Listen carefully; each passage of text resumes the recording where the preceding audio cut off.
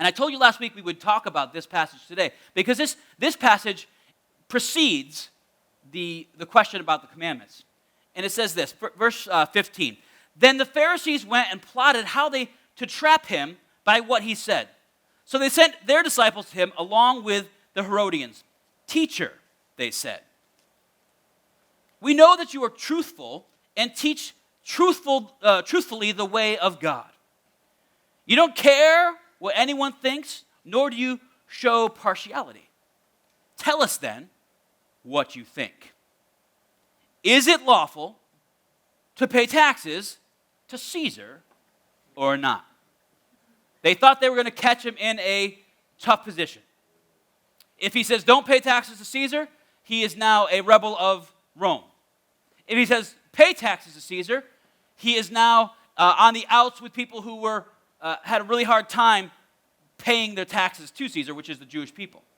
So they're trying to catch him. Perceiving their malicious intent, see, Jesus said, why are you testing me, hypocrites? Show me a coin used for the tax. They brought him a denarius. Whose image is inscription is this? Whose image is inscription? And inscription is this, they asked. And they said, Caesar. Obviously, this is a question that he's just like, they know the answer. Everybody knows the answer to this. So the question is, who is on this coin? Whose face is this? Caesar's, they said to him. Then he said to them, give then to Caesar the things that are Caesar's, and to God the things that are God's. When they heard this, they were amazed. So they left him and went away. Now, this statement can be just run right over.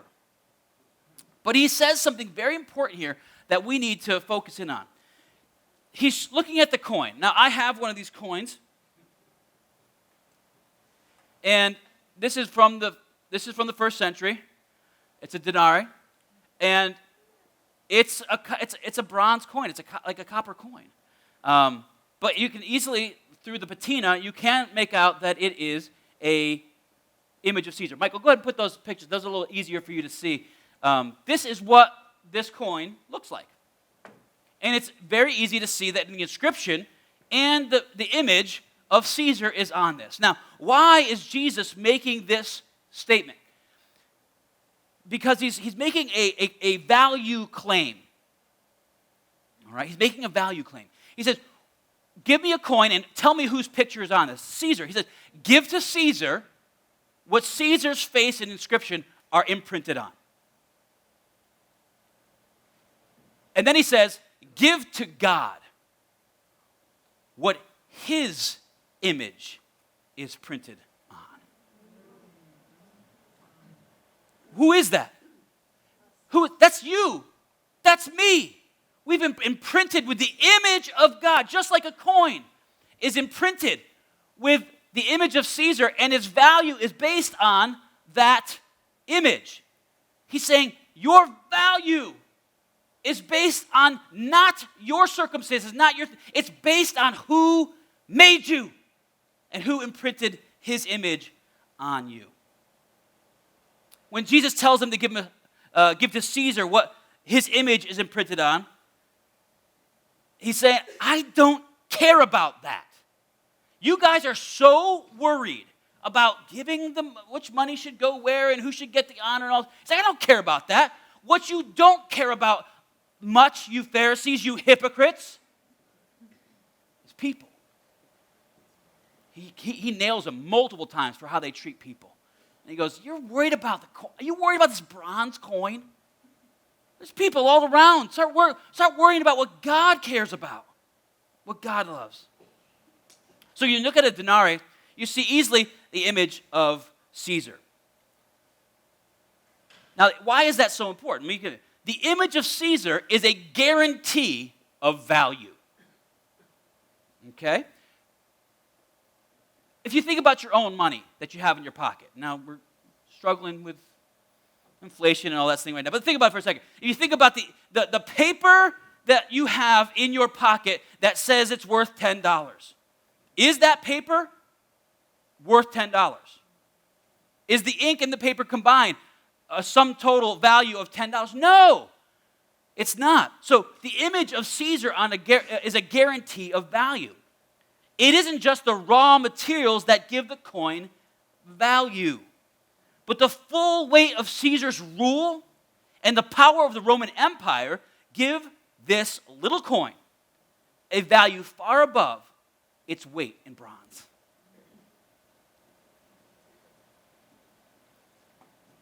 Outside of its intrinsic value, this coin is worthless right here. This coin is pretty much worthless today because the Roman Empire is gone and Caesar's dead. I mean, I looked it up. This coin right here, outside of it, like from a collector's standpoint, it's worth, but as its weight in bronze, it's worth about 4 cents. Now, back in the day, this bronze coin, this one right here, was an entire day's wage.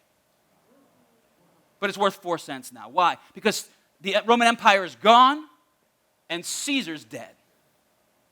I think you can kind of guess where I'm going with this next. On the other hand, that which is the image of God stamped on it are so valuable because God is still on the throne. His value is undiminished. Therefore, all that he has created carries the value of the full weight of his rule and the power of his kingdom. That's where the value lies. In order to love your neighbor as yourself, we must first recognize our own value to God. We've got to. And I'm not just trying to tell you, feel good about yourself, good self-talk. Those are all good things. I'm not saying that those are bad things. But what if they're wrong? How do you know you're not just worthless? I'm going to tell you.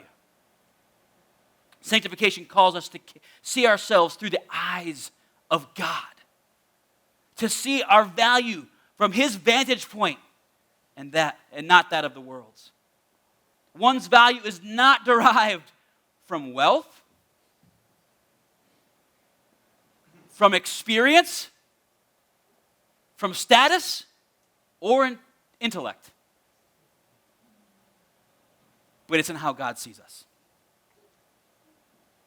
This is so hard to understand and so easy to put our minds around if we think about it. That's why the big argue about in the abortion discussion is when is somebody viable? That's a big discussion around that. When is somebody a person? So they talk about like development or maybe intellect or viability, intellect. Those are all subjective things. The objective truth is that God loves you every step of your life. You are incredibly valuable to him from the moment of conception. I mean, you were conceived in the mind of God before you ever became a cell in your mother's womb. You're valuable. Don't let the world diminish your value out of convenience.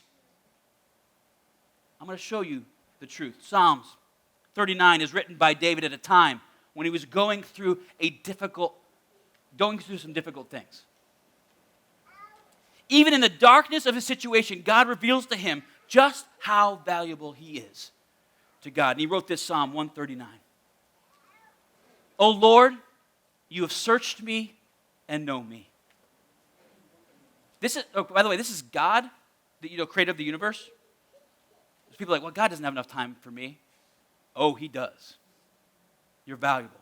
Lord, search me and know me. You know when I sit down and when I rise up. You discern my thoughts from afar. You search out my path and my lying down and are acquainted with all of my ways.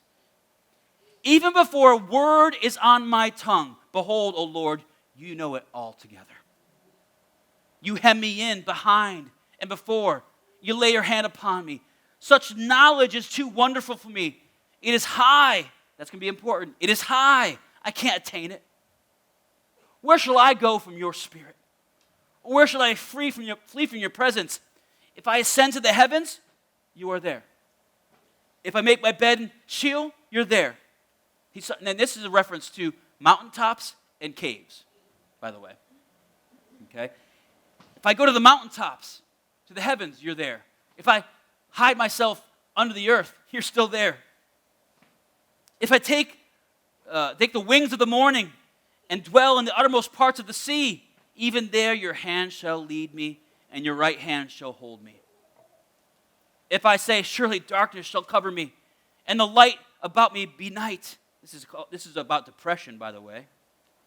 Even the darkness is not dark to you, for darkness is as light with you. Now here we go. For you formed my inward parts. You knitted me together in my mother's womb. I praise you, for I am fearfully and wonderfully made. Wonderful are your works. Now that's vitally important. You are not just the sum total of your parents' DNA. God had his hand in working you into existence. Amen. You are valuable from that point that God knows your name, he cares about you, he loves you. You form my import. You knit me together in my mother's womb. I praise you, for I am fearfully and wonderfully made. Wonderful. For you to say that you are not amazing is to tell God that his work stinks. Do you hear what I'm saying here? For you to look in the mirror and say there's something wrong with either the one looking in the mirror or the mirror is one of those funhouse mirrors, is for you to say that God made something that was not valuable. You're basically critiquing the creator of the universe on how good he does.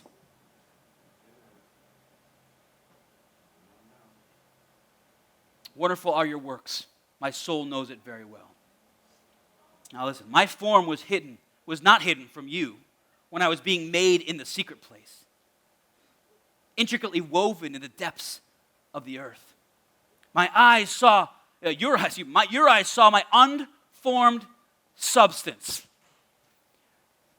There's so many questions about, like, what is an unborn baby? Is it a fetus? Is it a clump of cells? We can get even more vague than that. God called it unformed substance. And he still said it is massively valuable. There's no scientific term to that. It's just unformed stuff. And that unformed stuff is so valuable to God that he knit it together. Do you hear me today, folks? You are not some mistake. You are valuable. You got to know that full well. My soul knows it full well. Where was I? Okay. In your book were written every one of them. Your eyes saw. Okay. In your book was written every one of them. The days that were formed for me, when as yet there was none of them. How precious are your thoughts, O God? How precious are the thoughts of God for you today? How precious are the thoughts of God for you today? Then he goes on later on in that verse, that chapter, to say this, verse 23. Search me, O God, and know my heart. Try me and know my thoughts. So great are God's thoughts, and my thoughts are not there. Yeah, they're not at the same height as God's, right? He says, and see if there be any grievous way in me, and lead me in the ways everlasting. So he's saying, your thoughts are here. My thoughts are here. God, test me. Help me to get here. You know what that getting there is called? Sanctification. We need to be sanctified in the way we think about ourselves.